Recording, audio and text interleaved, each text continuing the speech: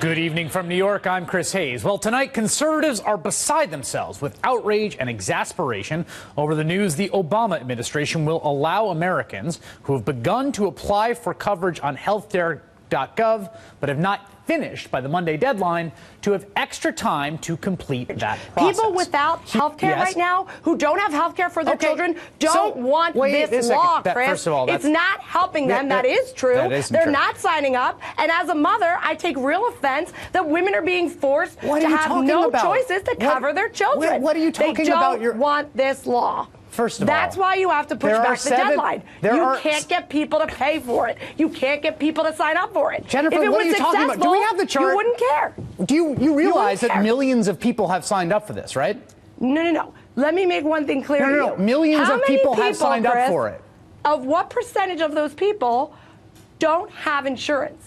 Only 14%. Right, but this is not helping the uninsured. Why will they not sign up for it? Wait a second, Jennifer. Why this will is they key. not No, sign this up is for a key. This is key. This is actually where this is an important point. If what you're saying to me, what I hear from you is you're worried that not enough people signing up in the exchange are actually people who are uninsured. And here's an interesting thing about the way this law works.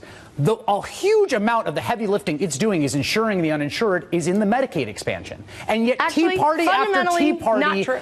Yes, absolutely true. And also, the estimate, Jennifer, absolutely true that, a huge part of the heavy lift in ensuring the uninsured is the Medicaid expansion. So take this from me. Answer this question for me. Throw out the mandate. Throw out the exchange. Throw out the deadlines you don't like. Forget about all that, okay? Bumping up Medicaid eligibility from 100% of poverty line to 133% of poverty line so that some working poor people can get some health insurance. What is the objection to that? Why does every conservative Republican governor oppose that? Explain that to me. Ooh, number one, not true. Plenty of Republican governors, including Tom Corbett in Pennsylvania, including the Ohio governor. There are Republican governors that have expanded Medicaid. And they are getting killed. Please. Wait a second. Do you like that? Do you spare me? Jennifer, spare me that this is a Democrat-Republican thing. No, tell me. So number one, it's not. No, I want to hear what you say. Let me finish your question. Jennifer, I want to hear what you believe. Do you believe in Medicaid expansion?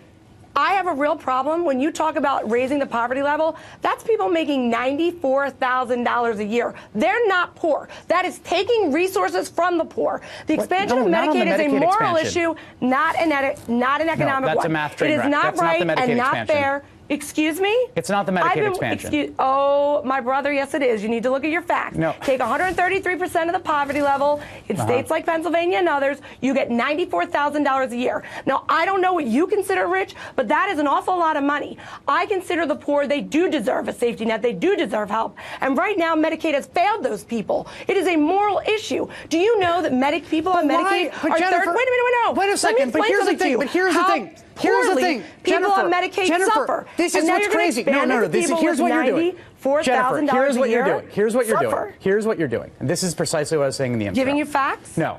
What you are doing is you are working backwards from opposition to the law. Jennifer Stefano, Americans for Prosperity, was not doing anything to get people health insurance, was not concerned about the plight of people on Medicaid, was not sponsoring bills before Congress, was not trying to get people health care. What happens now is that any part of the bill, any part of the law that can be picked apart, right, to try to destroy it, suddenly the great saviors of the working poor or people on Medicaid are people opposed to the law. But the fact of the matter is that is not the animating thing that is making people get up in the morning and go to war against Obamacare. It's not like you care about people on Medicaid, or that's the thing that got you into politics. And I don't understand why not just be honest about it. Why this is honesty? Why not just be honest about it?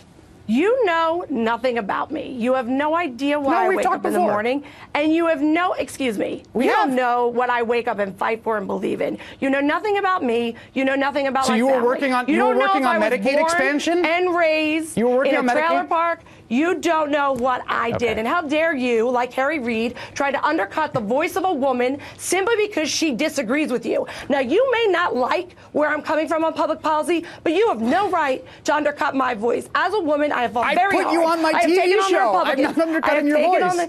You are undercutting my voice because you're making it personal, saying I wake up to do this, and this is what I was not doing. You have absolutely no idea about me or my life. What do you want to see? How are you going to get people? Here's what I want. How are we going to get people health insurance? How are we going to get people health insurance? To the facts. Talk about facts, logic, and reason. How dare you personally attack me and what I believe in? Attacking you, typical, because you can't win. Thank you. Brother.